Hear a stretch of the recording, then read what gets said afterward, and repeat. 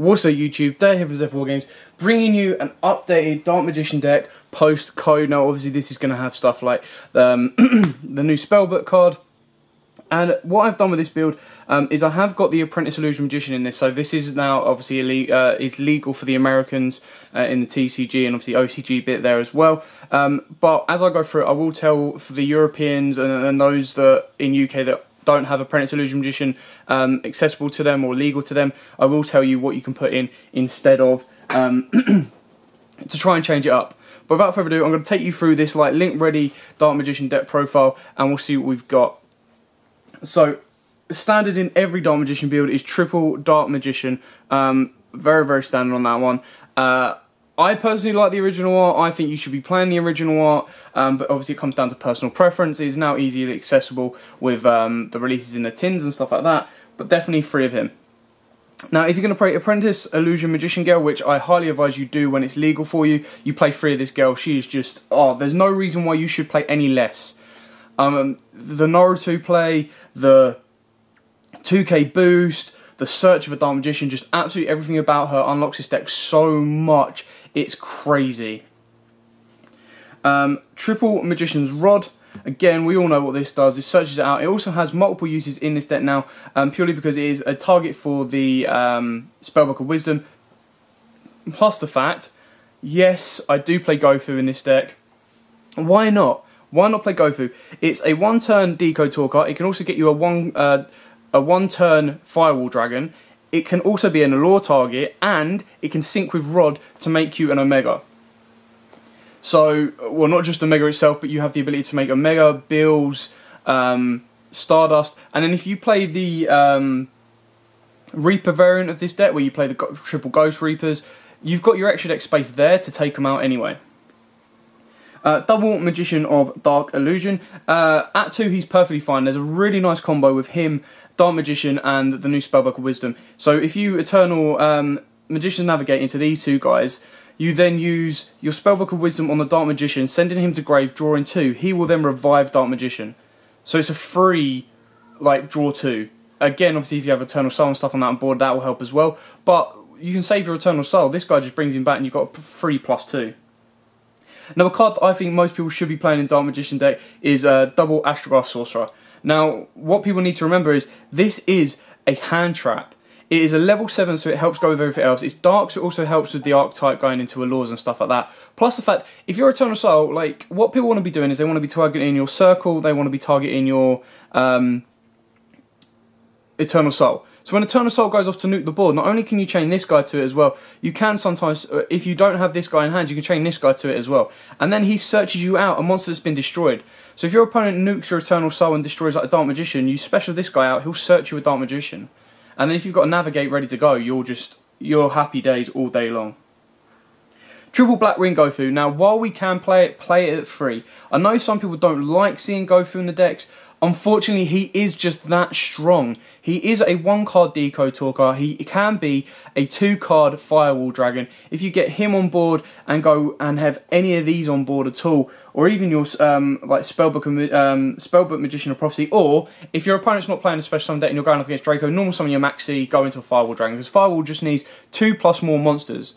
So you can go into your Decode Talker and use all of that, or you just go Gofu, 2 tokens and a normal and another monster, and you go through Firewall. It's really that simple, and it can be made very easily. If I'm wrong about the tokens, that you can't use tokens to get into Firewall Dragon, it's quite simple. You just turn those into Link Spiders, and then straight away you go into Firewall Dragon. Just so we're clear on that one. You play the 1 Spellbook Magician of Prophecy. Now, I haven't quite got the ratios exactly right, but this ratio seems to work for me with 1 of him, 3 Spellbook of Secrets, and 2 Spellbook of Knowledge. Purely because not only can you then deck fin, if you don't have the normal summon ability, you normal summon out the Spellbook Magician, and then you deck fin even more, pop him, get another Drill 2, and you'll deck fin even more. And what the good thing is about Dark Magician is, obviously, it did lack consistency. It needed to be deck finned. It needed to be able to draw through stuff. People play Pot of Duality and stuff like that. That's absolutely fine. So if you're going to take out your Apprentice Magicians, you can put in Pot of Dualities, because you're not going to be special summoning. The whole reason for the special summon will be your Gofu and your Apprentice Illusion Magician. So if you take stuff like that, then start playing Pot of Dualities. But other than that, there's no point in playing the Pot of Dualities in this deck for now, because yes, okay, if you play Pot of Duality at 1 and you draw into an Apprentice Illusion Magician, you can add it to hand and you've got like a 2k Honest to drop on any of your Dark Spellcasters. So it's really dependent on how you want to play it, and obviously Pot of Desires as well. You have the options there. And then we wrap it off with the 1 Maxi. Now, you can also take out your Apprentice Illusion Magicians in the Maxis, or however you want to do it for more hand traps, like Ghost Ogres, Ghost Reapers. You can go for the Kaiju variant, because not only are they level 7s, or the Dark one is, you've then got more Allure targets, so you bump your Allures up. So there are the alternatives to change around this deck. So you want more draw power, if you want Kaijus, if you want hand traps. This is my personal build, this is what I like doing. I want to have the ability to drop my level 7s on my opponent. I want to have the ability to go into my Link monsters quite nice and easily with Gofu. I have my Allure fodder, because I really don't like using Allure with Dark Magician or getting rid of like Apprentice. Like, ideally, I want to dump my Gofu if I don't need it, or on a dumper rod if I don't need it. Yes, you can play Return from Dark Dimension, the trap card that brings back the Banished monster. You also have Back to the Front, which is also another nice addition to the deck. But this kind of works for me as it is. So that's it for the monster lineup. I'm trying to go as fast as I can, but also give you guys explanations as to why I'm playing these cards. Triple Dark Magical Circle, obviously that needs very little explaining. It is the Heart and Soul of the deck. It's such a good card.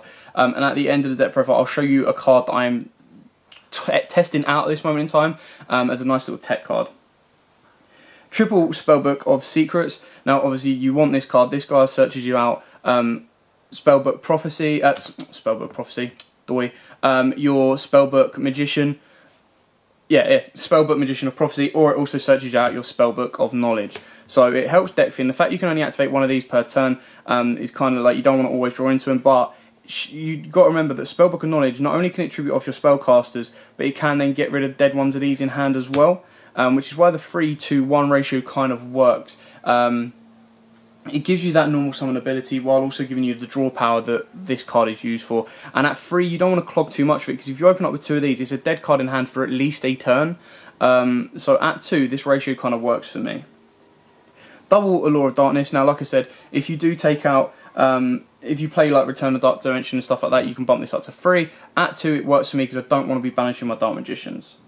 1 Dark Hole on Regeki, because Ball Wipes are still king in this game at this moment in time. 1 Dark Magic Attack, 1 Dark Magic Inheritance, which is massively important. So what you have to remember is, by the time you've used your spell books, you've got your 2 spells engraved. So this is now more accessible and easier to pull off than ever. So not only are you +2, if you have this guy, you just go bang, banish those 2, get your Circle, get your Navigate, you've got your Dark Magicians ready to go. And 1 Illusion Magic. You can drop the Illusion Magic out with your Apprentice Magician, because she does most of the searching for you, but the one thing that Illusion Magic does that she doesn't do is it adds it back from the graveyard to your hand. It's also a quick way around should your opponent like bottomless trap hole or try to negate or anything like that. You crack this on them and use it around. Plus, because it's a quick play spell card, you can then get a Magician Dark Illusion off as well. So again, it's very important in the deck. What I would like to mention is this deck kind of lacks a little bit of back row hate, but that all kind of comes in the side deck, because you know, you want to be banishing. You can play like Cosmic Cyclones if you're playing against your Pendulum Magicians, and again obviously against Dracos and stuff like that, so you do want to add probably some of those in, but that's more deck specific and what you kind of want to change and adapt to in that sense. Now, wrapping it up with the traps, we play triple Magician's Navigation, and obviously what you've got to remember is this counts as a back row negation for the pure fact that if you've got Dark Magician on board, you banish this and negate a spell or trap effect for that turn. Double Eternal Soul, you can play triple if you wish. 2, the reason I only play 2 is I am quite concerned about the nuke effect of it. It's kind of the big downside, but I do have cards that can help me recover from that. It is still very useful, but at 2 it's kind of about the right amount for me. And then we go with double Solemn Strike and the 1 Solemn Warning. Again, you can drop your strike down for an Eternal Soul if you want, but with Pendulum summoning a thing and Link summoning a thing, strike is more important than debarrow at this moment in time. Okay, so now quickly before I get onto the extra, I do want to make a quick special announcement on the Skill Prisoner. Now, I saw someone play this at UK Nationals, and it actually caught my attention because, so for those of you who don't know what Skill Prisoner does, you target one card you control this turn. When any monster effect resolves that targeted that card as activation, negate that effect. So basically, if your opponent tries to Dryden it, or Dryden your Circle, or Spiral Agent Sleeper it, or Draco it, basically, you can protect it. And then during either player's turn, except this turn, this card was sent to the graveyard. You can banish this card from the graveyard, then target one card you control. This turn, when any monster effect resolves that targeted that card at activation, negate the effect. So it's a double negate. So when you're like, if your opponent goes first, he gets to draw it on the board. Now, obviously, it's less likely now in Link, but they can still very much do it with Mistress Radiant. You kind of go banish, you activate this, negate it, so they can't destroy the circle. And then during the next turn, when they try to draw it again, you go like that. And your circle's always there, because circle is your biggest threat in this deck. I'm not saying you have to play this card, I just think it's a nice little tech that normally people think about that can actually work quite nicely, depending on what the meta kind of comes up with and if they want to target in your stuff with the change of links. Okay, now onto the extra deck. So we play double Ibon Illusion Magician. This is straightforward, such a good card, best one in the extra deck. Number 11, Big Eye, Red Eyes Flare Metal, Gaia Dragon the Thunder Charger, Ibon High Magician, Mech Phantom Beast Draco Sack, and then Naruto, the Moral Leader. This is so good with your Apprentice Illusion Magicians. You can easily take this out if you want. I probably do advise that if you are going to be taking out your Apprentice Illusion Magicians, or you can't afford them, or they're not accessible to you because you're in Europe or stuff like that, take it out, take this guy out, and start probably going for the Reaper build, because I think the Reaper build in this deck is very, very good and very, very consistent. Because you have the space in your extra deck to play the extra deck cards like Dryden and Link Spider, Mrs. Radiance, Firewall Dragon, stuff like that, you have the ability to stop your opponent dead in their tracks. And sometimes if you take out their core card, you know, in their extra deck, they're not doing a lot. One Phantom Knights of Breaksword, one Super Quantum Mech Beast Grandpas for those sticky situations when you have two rods on board, and these guys can help out massively. And then we finish it off, before we hit the links, is with Psyframe Lord Omega. Now, purely because you can make this with a go through and a rod, and he's a really, really broken card in Link format, because you banish him from the extra deck zone and then he'll come back to a main monster zone. Obviously, Omega's very, very good and very, very strong.